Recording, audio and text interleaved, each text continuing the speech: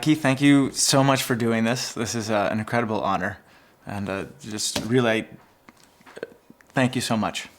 Well, thank you. I mean, this is going to be a lot of fun, I think. So this isn't that many questions, I swear. It was a way that I could get it all out of my mind and then be prepared.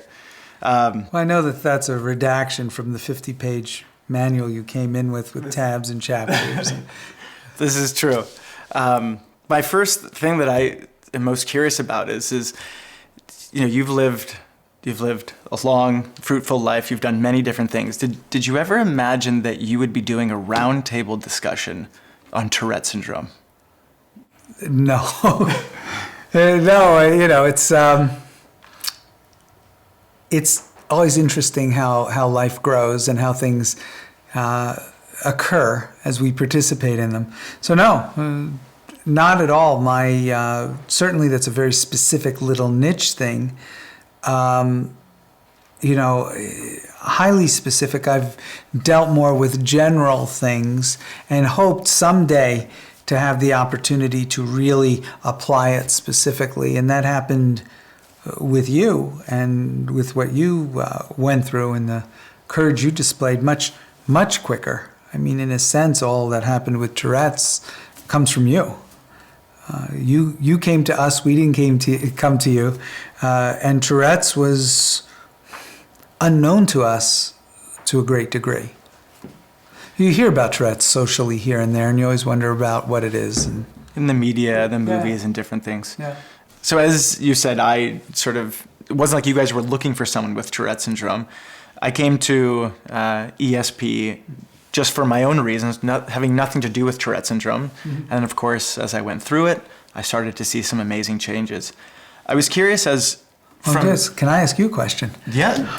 Yes. Being a person, and I'll be completely straightforward with this. Being a person who's been on the news for being thrown off a bus, coming into a personal development curriculum must be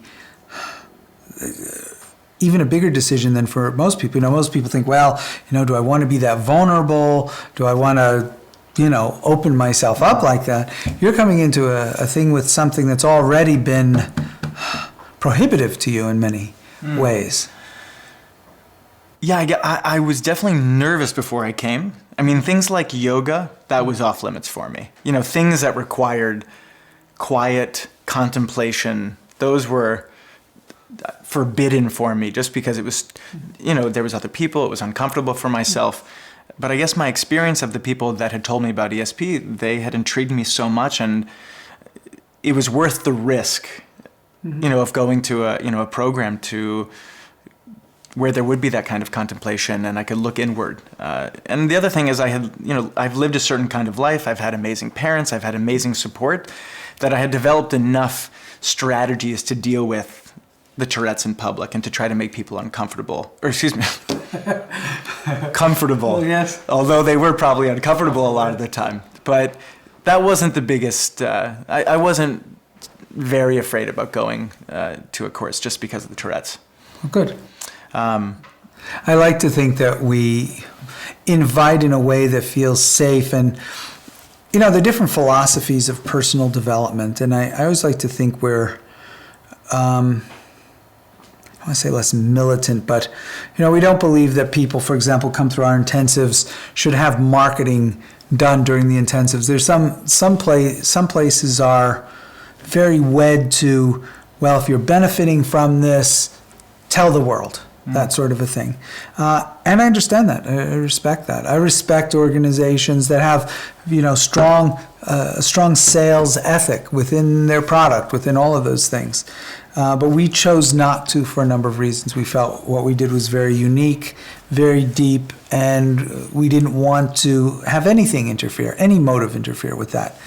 And likewise, we wanted to provide a very safe environment. And we've had many important people come that want to remain anonymous, or we want to have that so that someone can feel just none of the constraints of the outside world interfering with their process, and be able to choose how deep of a process. If they want to just be more of a spectator, that's great. If they want to go all out, 10 and And that's great. And I'm glad that the people who invited you and how you became involved with us, that I assume that's what came across. Yeah. You're saying something that just makes me a little emotional, just because, you know, I had an amazing experience going through ESP. I mean, when I went through the first 5 day, you know, there's a 16 day, I went to the first 5. It was a circus show with my tics, you know. I was saying offensive slurs, and it was a very small group. But as I went through the 16 day and my Tourette's continued to go down, and then after the year, and as I progressively got better, what was so amazing is that nobody from ESP ever asked me to promote ESP because of what was happening to me. You know, here after a certain amount of time, I had overcome Tourette syndrome. And when I would tell people about it, people not in ESP, people would always say, "Oh my God, you must be their best, what's the term? Poster child. Poster child, yeah. And it was funny because you never had asked me, Nancy Salzman had never asked me to go publicly about this. There was was there not pressure? No one had even kindly asked me. And that was incredible. And it was really my own journey that I could go on, throughout the years. You know, it's funny. Again, it is one of the things that's within our culture. I like to think we are pretty good scientifically, that we think in a way that is, at least to some degree, objective.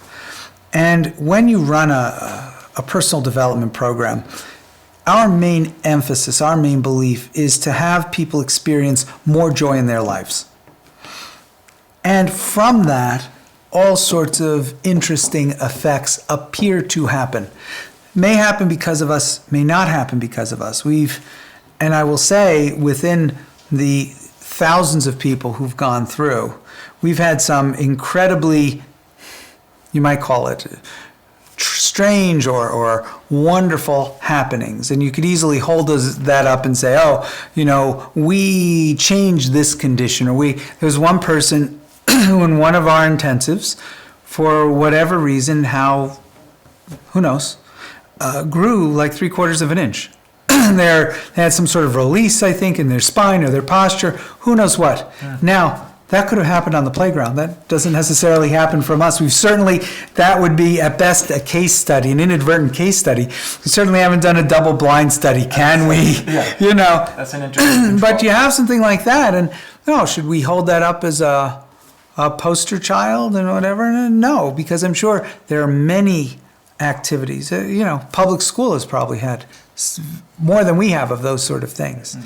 So when people get really good results from us, yes, we do take testimonials at times or whatever, but we look at those results ideally as an effect of really the answer to the question, do you have more joy in your life? We would have been very satisfied with our results with you if you kept your full-blown Tourette's and all of that sort of thing, but came out saying, something, life's better for me. That's what we want. And a lot of times that translates to other things that happen within the life. And we really focus on that. So then if you have a bunch of testimonials where people say, well, life's better for me, oh, maybe it's not quite as powerful as the people who say, well, here was a person that, couldn't get out of bed and now they're professional football player and they're an astronaut and they're a concert pianist, billionaire that does deep sea diving, and who knows? And we do have some of that. I think we have our share. But our focus, we do have a lot of things where we help people with measurable results that they desire, but really comes from the essence of what they desire. And sometimes it involves them searching their desires to really come down to the base of it. And that helps them. By recognizing the source of their desire, they can better craft how they can work with that desire within their life. I mean, that's how I experienced it. It wasn't like I said, I didn't come to try to get rid of my Tourette syndrome. I wanted to grow as a person. I wanted to become more joyful. And as an effect of working on myself, becoming more self-aware, using all the different tools, amazing changes started happening in my life with respect to the way I related to my family, the way I related to my work, my speeches. And as an effect of all of that, I sort of say it's the icing on the cake, and my Tourette's went away too. Mm-hmm. And that, but the funny thing is that me losing or not having or overcoming, however you want to describe it, mm-hmm. overcoming the Tourette syndrome is that was so small in comparison to what I was experiencing internally. And that's been a beautiful thing. Well, that's important for me to hear, because that's what we want. Thank you. You're welcome. So questions. So as we've talked about, I came to ESP. I took some. I wanted to know, do you remember how the Tourette study came about? Like you had heard that I had come in. You had heard that Nancy Salzman. I had met you with Tourette, so to speak, to some degree. What was that like? It was interesting. I look at it. At times, it was disarming because I wasn't sure how you were experiencing it, and I wasn't sure because there's so many communications that are done that are nonverbal, and in interacting with you with the Tourette's, I was wondering how I was coming across, and if because at times it was abrupt, some of the tics were very abrupt, I wasn't sure how you were concerned of my concern, along with what my concern was also. So it's, I don't know, in a way it's like dealing with, if you have some sort of I can't even think of the best metaphor. Don't mean to compare you to an animal, let's say, but if I'm dealing, but not you as an animal, but it just more as some sort of something you're interacting with. If I'm interacting with a dog, let's say, and that dog bites when it sees red, because red scares the dog, and I see that dog does bite, and I don't quite know that red's the thing that stimulates it, I have a certain apprehension. And in the apprehension, I'm also wanting to make, especially if I want to communicate deeply with the dog, I see sometimes this dog's biting, sometimes not. What am I doing? And then being concerned with what's going on with the dog. So there's a lot of extra processing. Sometimes I like to, and most of the time, I like to just be with a person. And sometimes that's the very thing that people don't want. Sometimes people prefer a whole degree of protocol and mannerisms. So I'd never dealt with anyone that had that sort of communication interruption. So at some point, what I experienced with you is we'd have this really great connection, and then there would be a tick, and it would sort of be abrupt, and then I wouldn't know, did I do something? Did I offend you? Oh, interesting. And that sort of a thing. So, it was interesting for me to see my own processes with respect to that sort of communication, what I perceive as an interruption. Yeah, that's. Thank you for sharing that, because when you're living with it and you're ticking all the time, I mean, it's a crazy internal war that's going on inside here. I'm thinking about my tics, I'm thinking about what are other people thinking about me, and so I haven't. You're one of the first people that have shared that sort of a similar thing was going on the other side, but in a different way. What did you have apprehension of? What I would call first tick? In other words, you meet me, say you've come to meet me at volleyball. I think that's where I first met you. Yes. And all right, here is Keith Raniere. Do you worry about how your first tick will go? Sure. So that brings it on to some degree, maybe. Yeah, I guess. I've never thought about it that way, but yes, I mean, anytime I was meeting somebody for the first time, I mean, it's kind of hard to remember the exact breakdown of how it went, but yes, I was thinking about them seeing me. At some point, they were going to hear me tick.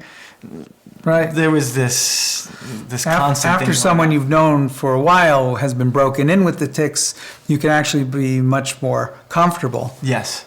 So that was, and probably, oh, that's interesting. I bet you the nature and frequency of the tics changed.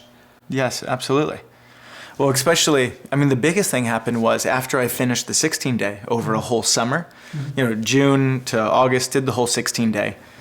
From September to May, now I'm back on the road speaking, going around the country. I did no more ESP.